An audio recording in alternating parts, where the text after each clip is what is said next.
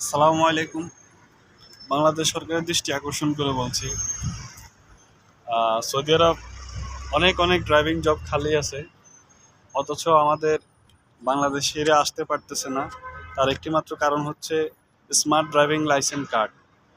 এই কার্ডটি বর্তমানে প্রক্রিয়াকরণ বন্ধ আছে।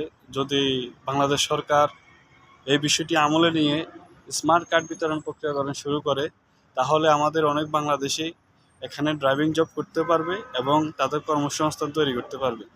তাই আমি অতি সত্বর অতি শীঘ্রই বাংলাদেশ সরকার দৃষ্টি আকর্ষণ করে বলছি, আপনি ড্রাইভিং স্মার্ট কার্ড লাইসেন্স বিতরণ প্রক্রিয়াকরণ শুরু করুন এবং দেশের মানুষকে কাজ করতে সহায়তা করুন, দেশ বিদেশে ড্রাইভিং কাজ করতে সহায়তা করুন।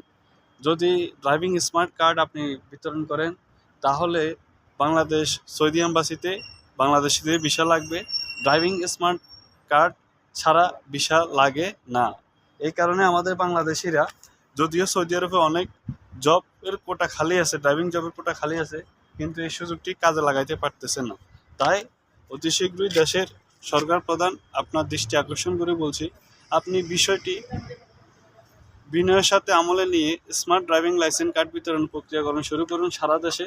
তাহলে অনেক বাংলাদেশি ড্রাইভিং ভিসায় সৌদি আরবে এসে অল্প খরচে, মালিকের অল্প খরচে আসে, তাদের সমস্ত মানে দেশে যে ভিসা খরচটা এটা বাদ দিয়ে এখানে যখন আসবে, ড্রাইভিং লাইসেন্স এবং আকামা প্রতি 2 বছর পর পর ছুটি সব কিছু মালিকে বহন করবে।